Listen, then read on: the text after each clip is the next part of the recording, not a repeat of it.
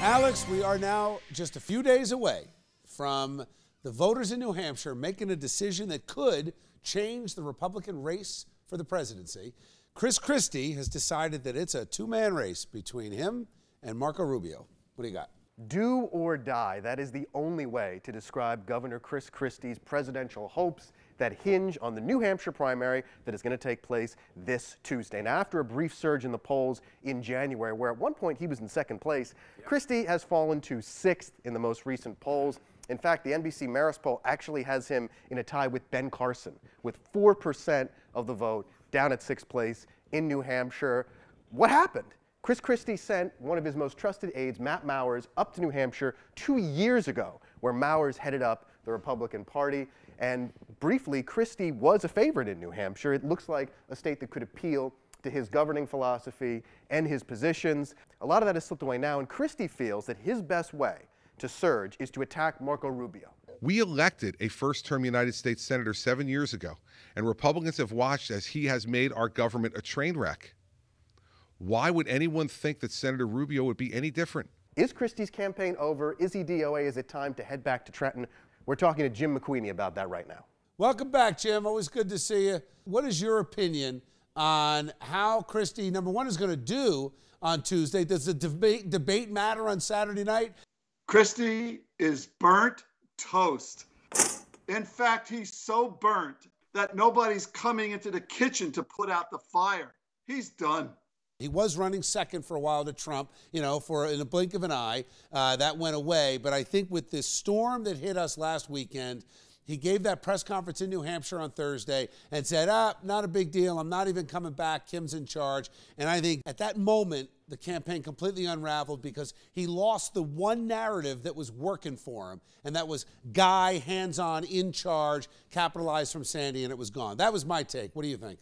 I think he's violated Ronald Reagan's commandment, thou shalt not speak ill of other Republicans, after he invoked and cloaked himself with that commandment. Remember, early in the race, he was a distinctive candidate who wasn't going to be out there criticizing other Republicans in deference to the Ronald Reagan commandment. So what's he doing now? He's attacking Rubio as the bubble boy, when he himself now is the gurgling boy. His campaign is gurgling down the drain. Does he drop out Wednesday morning?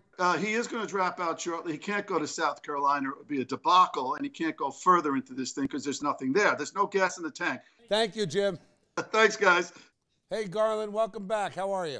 Wonderful. Great to be back. All right, so Sanders way ahead. You heard Alex. He's up by 15 points. I've seen him up as much as 20. Does Sanders win this New Hampshire primary? Does Hillary have life after that? Hillary's firewall is the black vote. And here's the reason. Being a black person, I can tell you what I hear in the community.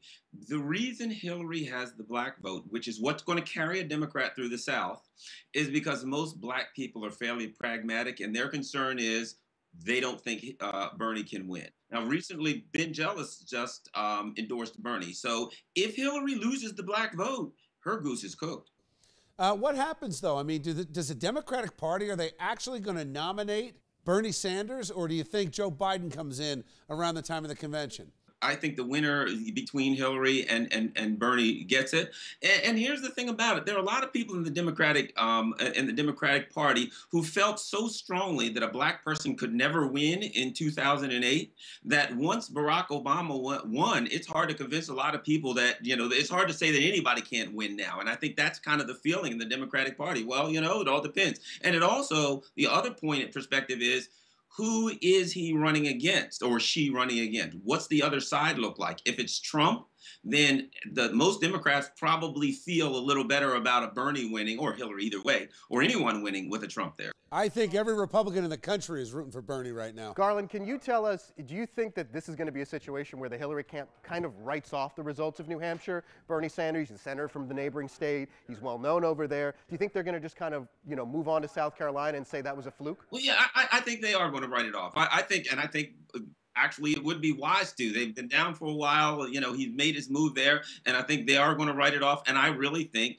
that the fact of the matter is the Hillary camp feels that they're very strong with the African-American vote in the South, and that's where they make their move to victory. All right, Garland, we'll see. We'll see what happens. We'll be talking, I'm sure, after the votes are in on Tuesday. Of course, I'll be rooting for Bernie. Yep, you and every Republican. Thanks, Garland.